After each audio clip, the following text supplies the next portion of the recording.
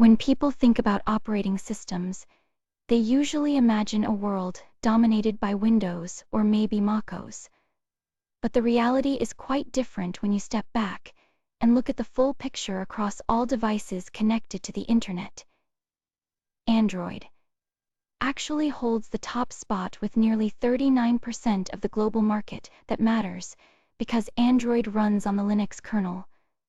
So in a very real sense, Linux is already the most widely deployed operating system on the planet. Windows sits at around 30%, and iOS follows at about 16%. These numbers shift depending on whether you are counting smartphones, desktops, or tablets. But the overall trend is clear. Linux is everywhere. Even if most people do not realize they are using it, the story becomes even more striking when you look at specialized computing. Every single one of the top 500 supercomputers in the world runs Linux. That is 100% market share, a complete monopoly at the highest end of computing. The same pattern holds in the server world, where Linux powers about 63% of all servers. Ubuntu and Debian dominate as the most common distributions for web infrastructure. If you have ever visited a website, chances are good that Linux was serving it to you. But here is where things get interesting on desktop computers. Linux barely registers at around 4%. It has struggled for decades to break into that space. That is what makes Linux phones so fascinating. Smartphones represent a massive computing platform where Linux already has a foothold through Android, yet true Linux phones, the ones running full Linux distributions rather than Google's modified version, are still a tiny niche. They are essentially uncharted territory, a frontier where the operating system philosophy of openness and user control is being tested in a device category that has become deeply personal and essential to daily life. So what actually separates a Linux phone from an Android device? The answer gets a bit technical, but it is worth understanding. Android does run on the Linux kernel. But here's the catch: Google takes that kernel and heavily modifies it, wrapping it in proprietary code and locking down what users can do with their own hardware. It is technically Linux at the core, but everything built on top of it follows a closed, controlled philosophy. True Linux phones take a fundamentally different approach. They use the original mainline Linux kernel, the same one that powers desktop computers and servers around the world. This means the operating system is built from free and open source software, with no hidden proprietary layers controlling what you can install or how you use the device. The entire software stack is transparent and auditable. This opens up something pretty remarkable called Convergence. Imagine plugging your phone into a monitor and having it transform into a full desktop experience, not a watered-down mobile interface on a big screen, but an actual desktop operating system with Windows proper file management and desktop applications. Your phone becomes your computer. Android has tried something similar with Samsung DeX, but it is still confined within Google's ecosystem. Linux phones running distributions like Pureos, Ubuntu Touch, or postmarketOS offer convergence as a core feature. Not a branded ad on the philosophy. Difference runs deeper than just technical architecture. Android creates a walled garden where Google controls the app, store the services, and increasingly how data flows through the device. Linux mobile distributions flip that model entirely. Users choose their software sources, modify the system however they want, and maintain complete ownership of their data. It is the same open ecosystem philosophy that made Linux dominant in servers and supercomputers, now scaled down to fit in your pocket. For many people, The decision to switch to a Linux phone comes down to one fundamental issue. They have grown tired of the hidden cost that comes with mainstream smartphones when you use an Android device. You are essentially agreeing to a deal where you forfeit your personal data in exchange for convenience.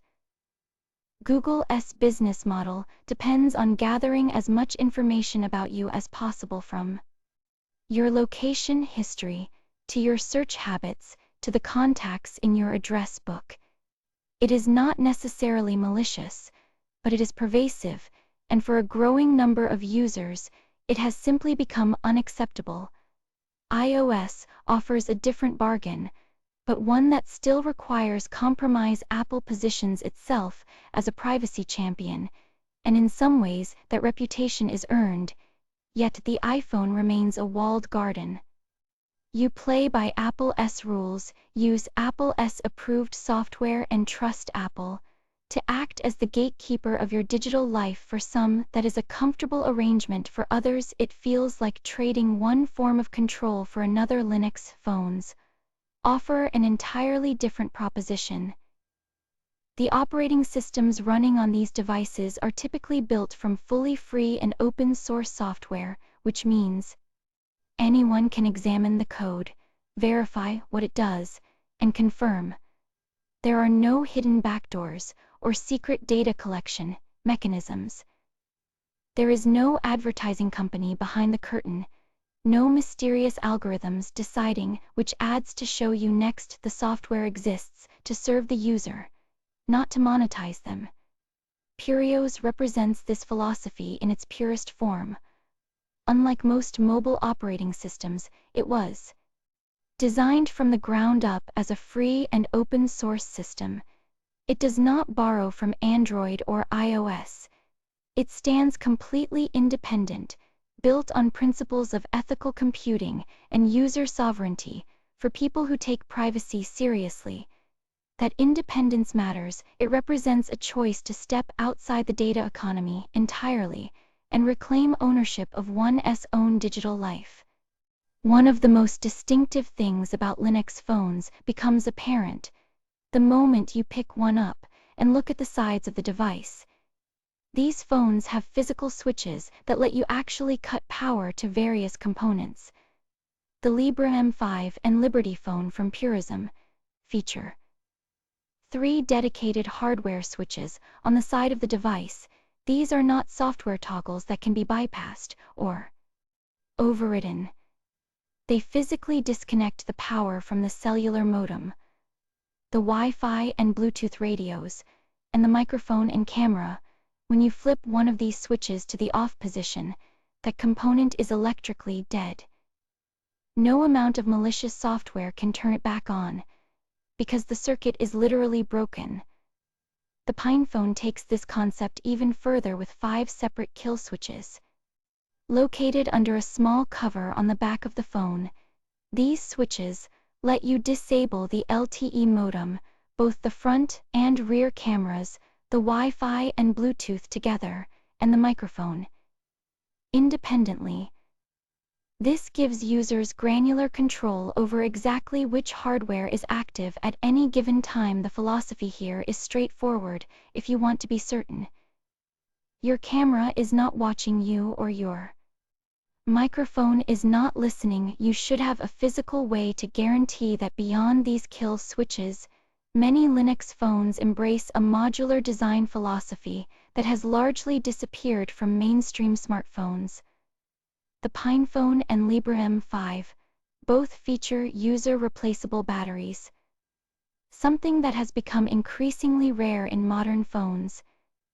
They also include SD card slots for expanding storage or booting different operating systems. Perhaps most interesting are the pogo pins found on these devices. These small metal contacts on the back of the phone allow users to attach various hardware expansions. You can add a thermal camera, a wireless charging module, or even a keyboard case that transforms the phone into a small laptop-like device. The idea is that your phone should adapt to your needs. rather than forcing you to buy new devices for different purposes. Right now, if you want to buy a Linux phone, you actually have options that was not true just a few years ago.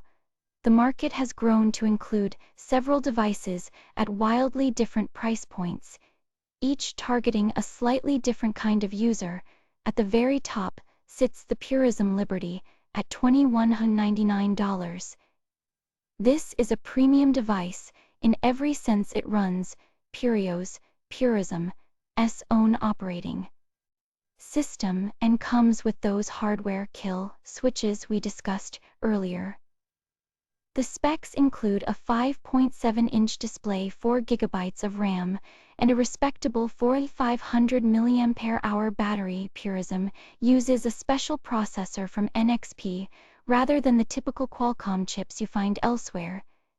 This is designed for maximum security and freedom, but that freedom comes at a steep price. On the complete opposite end of the spectrum is the PinePhone at just $149. This little device has become the darling of the Linux phone community. It features a 5.95-inch screen, 2 GB of RAM, and a smaller 2,800 mAh battery. What makes the PinePhone special is its incredible software flexibility. You can run KDE Plasma, Manjaro Sailfish OS, or Ubuntu Touch. The community around this device is enormous, and for many enthusiasts, it is the perfect entry point. The Pro 1X from FX Tech sits in the middle at $829. Its standout feature is a slide-out physical keyboard, which is increasingly rare in modern smartphones. It has 6 GB of RAM, a larger AMOLED display at 5.99 inches with a higher resolution, and runs on a Qualcomm Snapdragon processor. Ubuntu Touch is the primary operating system here. The Vala phone costs around $406 and offers full Ubuntu Touch support. It has a 6.3-inch display with 4 GB of RAM and a surprisingly large 4,700 mAh battery. The Fairphone at $656 takes a different approach entirely. It is a modular device focused on repairability and sustainability. It offers 5 GHz connectivity and 6 GB of RAM with support for postmarketOS rather than the mainline Linux distributions. Finally, the Sagittria Edge at $715 runs a customized version of Ubuntu Touch and features the largest battery in the group at 5,000 mAh. Now here is where we need to have an honest conversation about expectations. If you are thinking about buying a Linux phone to replace your current daily driver, you might want to pump the brakes a little. Most of these devices simply are not ready to be your only phone. The app ecosystem is the biggest hurdle. You will not find the thousands of applications you are accustomed to on Android or iOS, and the apps that do exist often feel like someone took a desktop program and shrunk it down without much thought for how it works on a small touchscreen. Navigation can be clunky. Buttons might be two small things that should feel smooth and intuitive, often require extra taps or workarounds. This brings us to who these phones are actually. For the honest answer is developers and enthusiasts. If you are comfortable with a command line, if you know your way around a terminal, and if you actually enjoy tinkering with configuration files, then a Linux phone might feel like a playground. But if you just want a phone that works without you having to think about it, this is probably not your path. There is also something interesting happening in this market that is worth understanding. Some phones being sold as Linux phones are essentially refurbished Android devices with a Linux distribution pre-installed. Now, there is nothing wrong with that approach, but it does mean you are paying a premium for someone else to do work you could potentially do yourself buying a second-hand smartphone, and installing Linux on it yourself can save you a significant amount of money, whether that savings is worth the extra effort and potential headaches is something only you can decide.